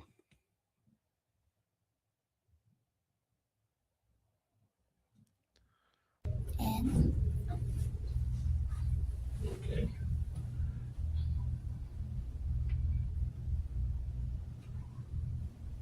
I ain't ready to build like me. I'm the last of my kind. Grew up on the back road, baby. I know how to survive. Been out with the young guns blazing, so you better not try. You'll never find another like me. I'm the last of my kind.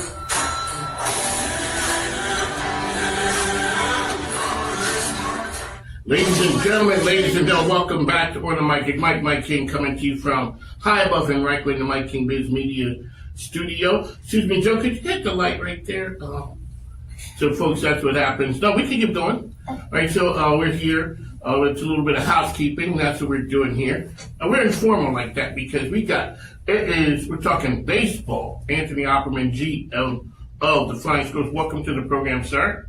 Appreciate you having me here, Mike. Good to be with you as always. All right, it is so now. People know I do have some miles on me. Yes, I got some miles. I've been around for a while. For everyone who thinks that football is the king and basketball is cool, I come from a time baseball ruled things. Baseball is it. The Phillies, shout out to my Phillies there. And even though it is Philadelphia, where I'm from, is football town, somewhat basketball, it is still a baseball town. And that's what it is. You are a lifer, a baseball lifer. Where are you from originally? So I grew up in small town Texas, LaGrange. Most people know it from the ZZ Top song. That's it. But you mentioned baseball. I mean that was it for my family. I mean, and I always, for me, baseball is always synonymous with family. I have very fond memories of sitting in my grandparents' screened-in front porch, eating peanuts, drinking Dr. Pepper, playing dominoes, and listening to baseball games on the radio. For sure. And it wasn't TV. So the announcers in the Phillies, I'm 66, it was Byslam and Ricky Ashburn. They told a story. Yep. And it is baseball. You walk outside, you hear the baseball game around. It is something that was part of Americana. So tell us, you are the GM of the hottest thing in town right now. We had Larson on earlier. We talked to him about, the idea of getting it. You're there. You guys are walking through the process. What was it like when opening day happened? This is all the work, all the moves, all the things that couldn't go right. They went wrong, but here we are today, and it was opening day. What was that day like?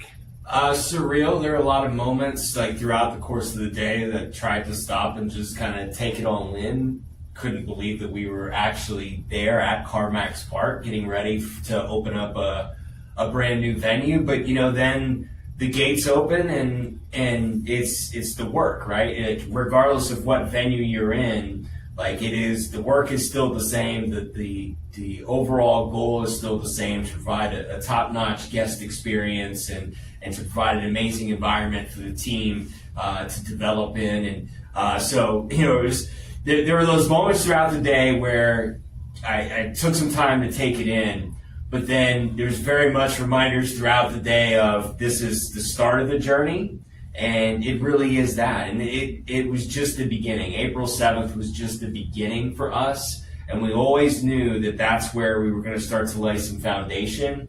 But, ultimately what we're aspiring to get to, what we're aspiring to be as an organization, what we're aspiring to make CarMax Park in terms of a venue for the community, that journey has just begun. So there are two entities here. It's CarMax Park, and then it's the Flying Squirrels. A lot of times what people would think, and we talked about this earlier, sometimes folks may not remember the score of the game, what happened, but they remember how they felt. It is an experience going to the park. It's minor league baseball. It's fun. Some of the things are crazy and ridiculous, but people love the environment. People love the excitement. Touch on what that's like, because I may go to one game. You guys have to hit a home run every single night because it's somebody's birthday. It's an anniversary. It's something, and you guys are giving them a moment that they will remember forever. Yeah, and I mean, for minor league baseball, we are in a player development agreement with Major League Baseball, and the San Francisco Giants are our affiliates. So all the players and coaches, they're all paid employees of the San Francisco Giants. They don't work for the Richmond Flying Squirrels. They wear the Richmond Flying Squirrels gear and the jerseys on the field, the hats, the full uniform. They don't work for us. So we don't have any control over what happens on the field. Gotcha. To this point, it's been really good what's happened on the field. This team has been magical so far this year, but we can't control that. So, we've always said control the controllables, and a lot of that is the guest experience, how you make people feel. Listen, I wear some of the most ridiculous outfits you can imagine during a game. That's why I came. You're clean, Mike. That's why I came with you. I didn't know what you were going to do. So wait a second. So your thing are the jackets. Harney's were the pants. Yeah. How did you settle on the jackets? Well, for me, it was. I look at each individual kind of game entertainment piece that I'm emceeing as its own event. So I dress for the event. Oh. So, for example, like the mixed nut race, I have a couple of different outfits. One of them is a tracksuit that's got the checkered flag pattern on the sleeves and down the pants, and I wear a checkered flag hat. Or I've got this mirror ball helmet that's kind of like to signify or be emblematic of a NASCAR race driver's helmet.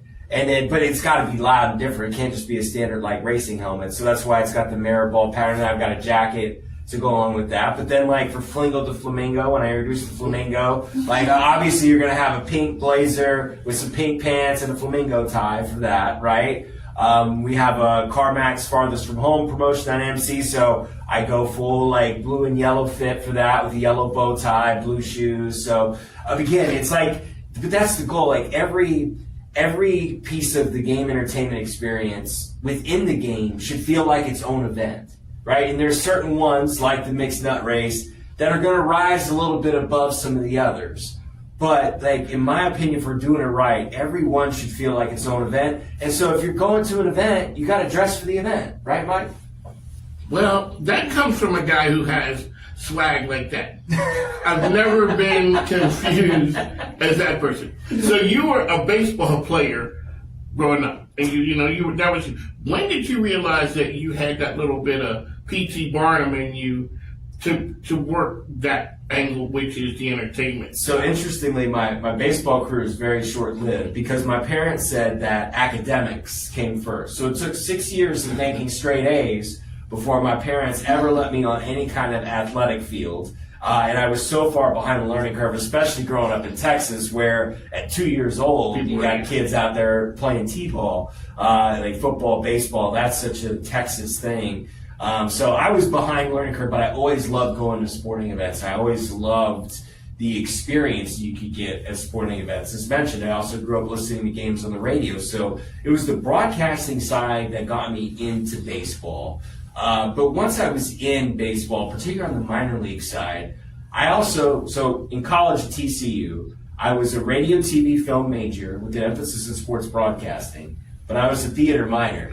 Okay, so that says it there. So, it was the opportunity to kind of combine things that I always enjoyed doing. I was in one-act play in high school and always enjoyed, being on the stage. I was in a lot of different literary and speaking events. So it all just kind of played into it. And I think minor league baseball is where I realized like I was really kind of at home because it like married all the things that I enjoyed. And now in my current role as well, like I always sought out leadership opportunities, whether that be in middle school, high school, college, like that was always something I felt very passionate about. And so now I really get to combine all the things that I was always interested and just kind of be me. Like even as a kid, I would design jerseys and mini ballparks and everything else. You were that kid. Oh, absolutely, I was that kid. And you turned out as a grown man. And now I get to do all the things that I did as a kid. I get paid to do it as an adult at 43 years old. It's not too bad. No, it's a good deal. So I interviewed Parney and asked him an evolution of the Parney pants. Yeah. And he had the Parney Pub. Mm-hmm. What does Anthony's office look like? Well, right now it's pretty bland and boring because we moved in and it's just focusing on the work. So I haven't spent a lot of time working on my office just yet. But like at the Diamond, you know, okay, so number one, I can't do the overhead fluorescent lights. Cannot do it. Like, it bothers me. So I have multiple lamps set up. Like I need like some dim, calm light, calm energy. I like natural light coming in through the window. So that's vibe number one. But my office at the Diamond, I had some bright orange chairs. Got like a little bit of a pop of color, a little bit of an homage to the Giants, right? And then, you know, I had a bamboo plant that was gifted to me by one of my colleagues through Secret Santa. She actually, very first Secret Santa, she gave me a bamboo plant, and now she got me for Secret Santa like 10 years later and gifted me another bamboo plant. So that was, you know, something else that was set up. So I'm still working at what the ultimate setup is going to be at Carmax Park. That's for another day when things calm down. There's more important work to be done, but overall, calm vibes, but with a pop of color. So you were here and you left and came back.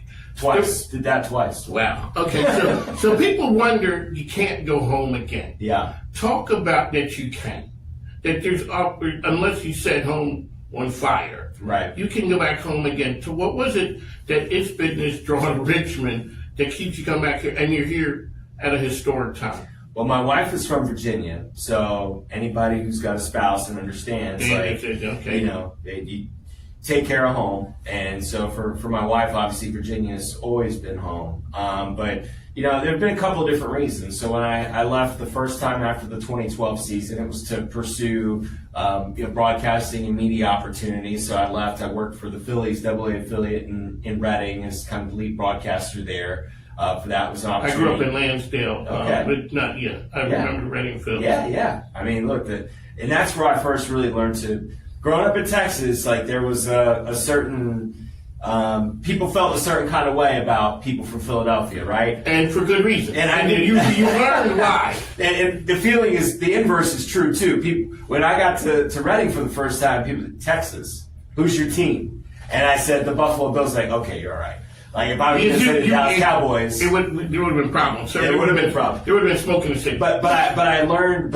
When I got to Reading, that's when I really learned too. Like it's family, and that was the same thing I grew up on. So seeing generations of families come to Reading Phillies games very much reminded me of growing up in Texas and seeing generations come. But I left to pursue some media opportunities, and then I decided to make a pivot. It was in my early 30s. I was like, okay, I can keep doing this.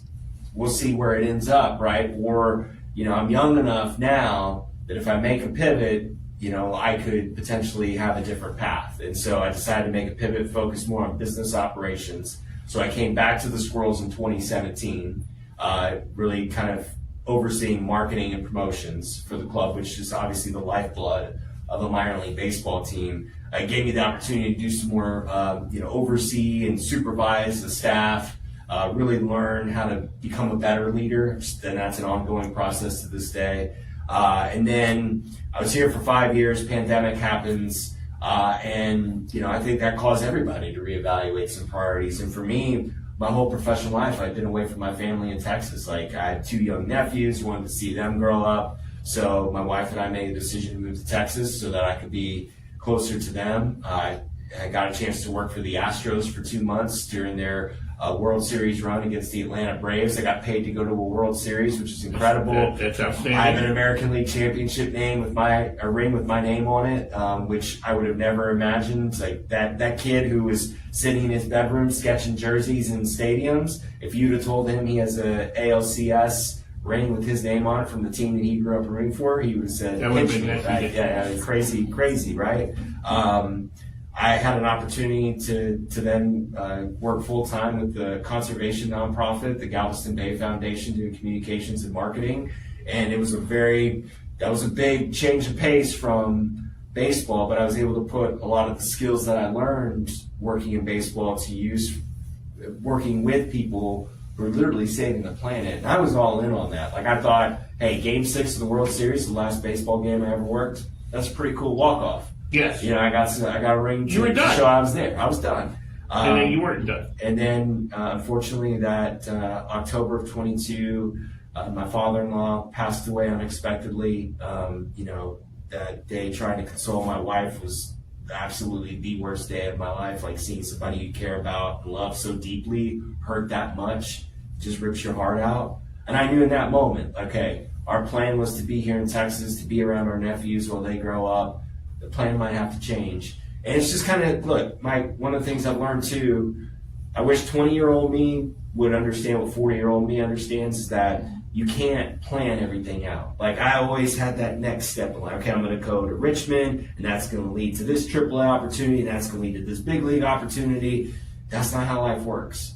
And, 40-year-old me understands that a lot better. And now it's about embracing the opportunities when they're in front of you and present in front of me. And 2.5 weeks after my father-in-law died, Lou called. Parney had decided to take a step back, and Lou was like, hey, really would love you to come back in a leadership role, an executive management role with the organization.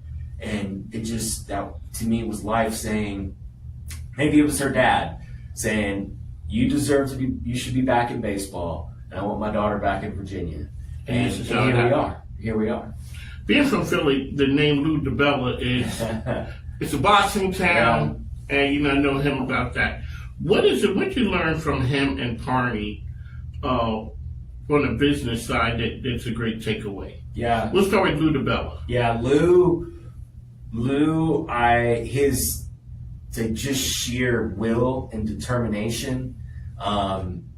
He is so focused on, the things that need to get done and wants them to be right and does not stop until it's right. And then the other thing from Lou, and this is something that I've really started appreciating more recently, is kind of how the mind of a boxing promoter works and doing things big and, not thinking bigger, not just really like, okay, well, this is good enough. No, like, let's make it as big as we can. Like, the bigger the spectacle, the better, right? And I think, again, that fits so well into minor league baseball and what we try and do every night, and his willingness to invest in the operation. Like, it's not he has not said, okay, well, we'll go up until this point, but you got to show me what the numbers are. He has always said, if you think that this is going to make us better, invest what you need to invest, do what you need to do. We need to be the hottest thing in town. We need to be the biggest show in town,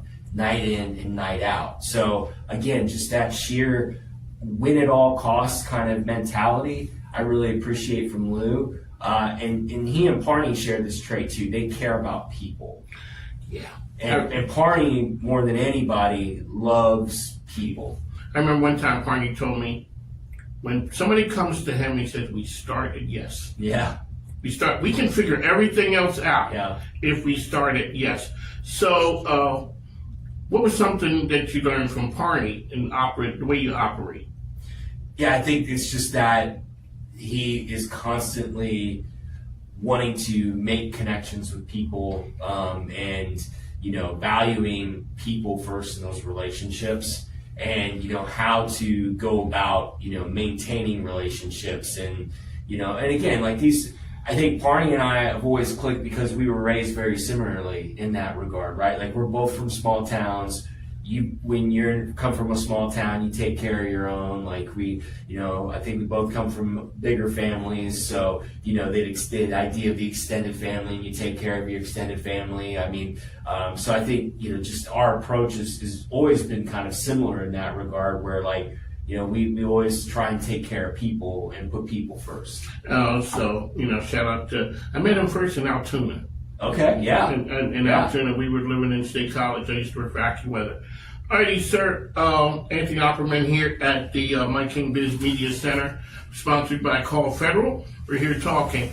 The way you guys operate, it's the Flying Squirrels. You guys play baseball. You got Carmax Park. Your institution's in the community. Yes, you are. And you guys have been doing that for a long time. I remember I saw you not too long ago with our good friends over at Friendship Circle. Yep. Dr. Sarah was there. Talk about the Squirrels being part of the community. Well, this is an area where Parney and then Chuck Domino, former chief executive of the Squirrels, who came from Reading and actually hired me to come from Reading back in 2009 to get to Richmond the first time I came here. They formed 3 pillars for the organization. To be different, which is obviously why we're called the Flying Squirrels, so a whole different route than Richmond Braves. To have fun, because you can't expect other people to enjoy the experience at the ballpark if you're not enjoying it yourself. But I think the one that we've really, and those other 2 for sure, but the one that we've really embraced, and I think is the hallmark of who we are, is be impactful in the community 365 days a year. And that was something that was, set in stone from the moment we got to town. We knew that if we were going to be different, we were going to get people to the ballpark to have fun, we needed to be present in the community. We needed to be part of the community. It wasn't just about being a baseball team.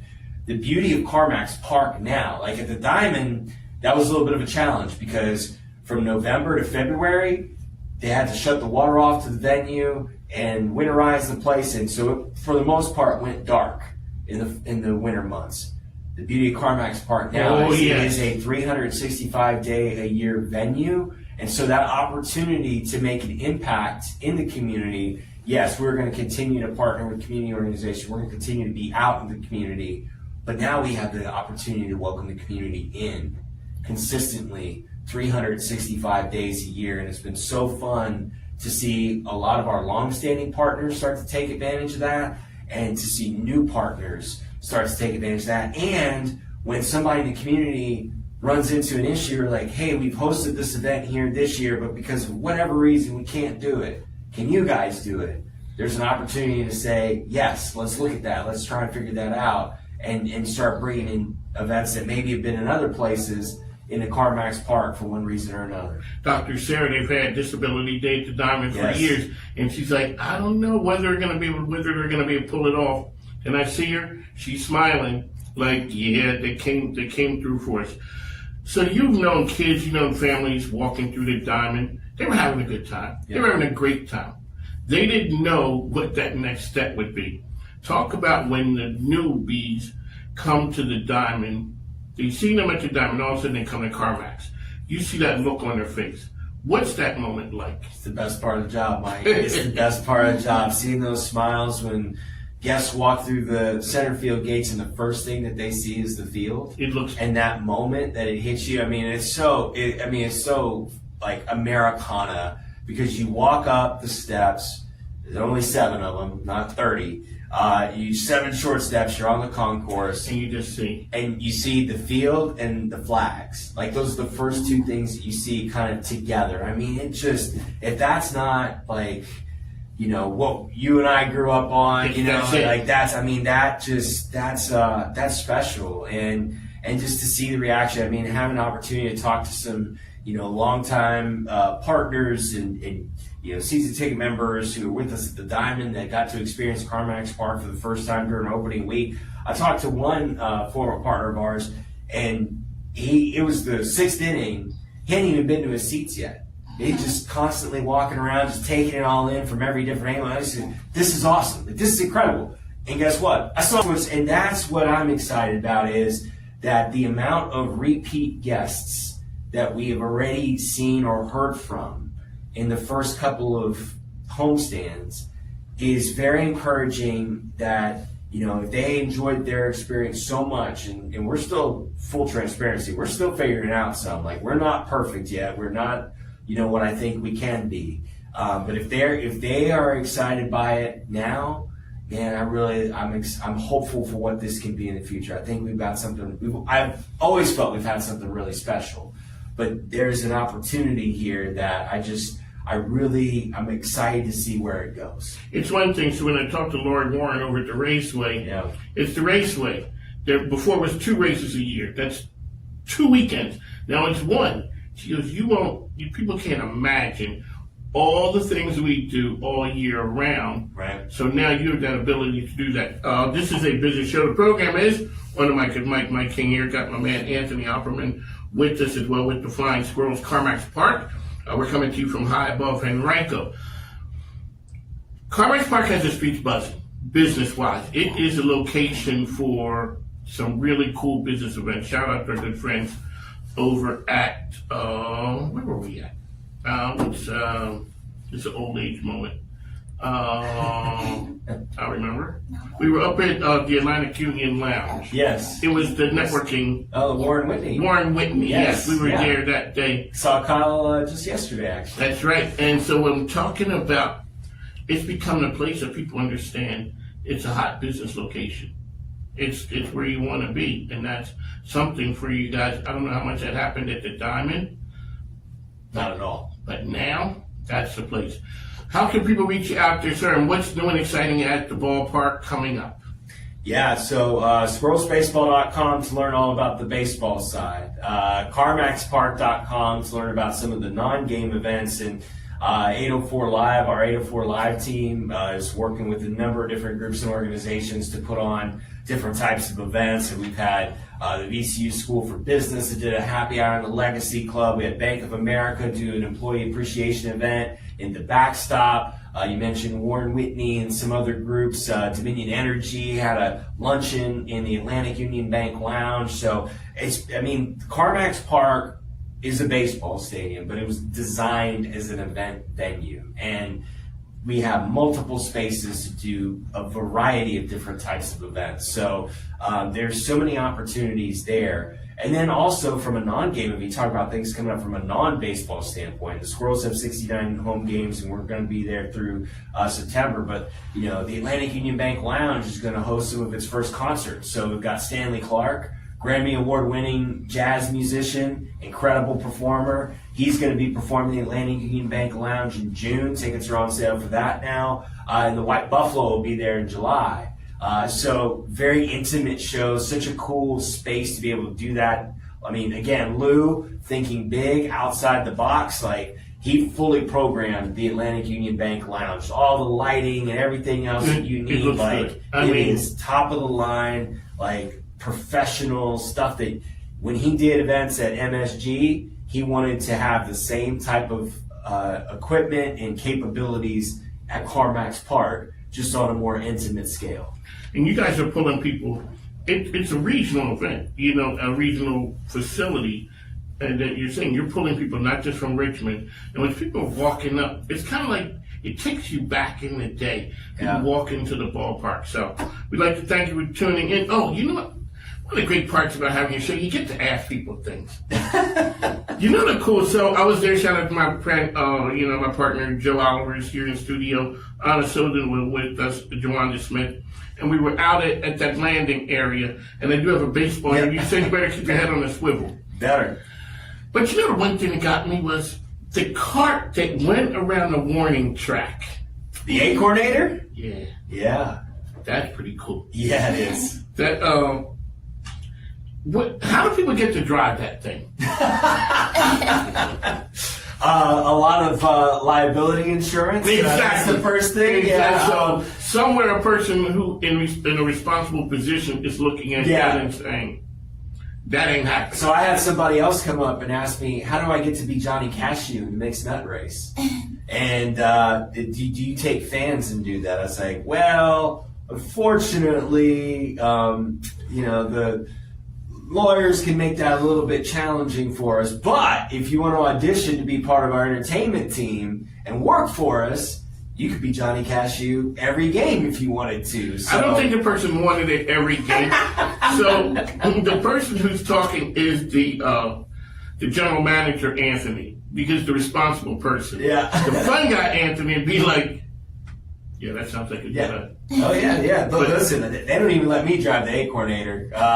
But I think that's another perfect example, though, Mike, of something where it was like, okay, we could take a truck around and shoot T-shirts like we used to do, or we could plus that experience. So, like, we invested in that, and it's not looking at other minor league teams. That came from something the Cincinnati Reds do. And when we were getting our UTV built, the Tampa Bay Rays were getting one built as well. So, like, that's, again, Lou's concept mantra of think bigger, make it a spectacle, be big, be bold, whatever investment it takes to do that, to create that experience, go. Like, I think the Acornator is a perfect example. So it doesn't just shoot T-shirts. It shoots like 150 of them in like 10 seconds, by the way. It's got the fog horns. It's got the loud train horns on it. Like, I mean, it creates a spectacle. Probably not something we're going to bring out on Disability Inclusion Day for our sensory-friendly families. I think that may be but, the issue. But outside night. of that, yeah, it creates that spectacle that we're looking for every night. So a lot of words to say no.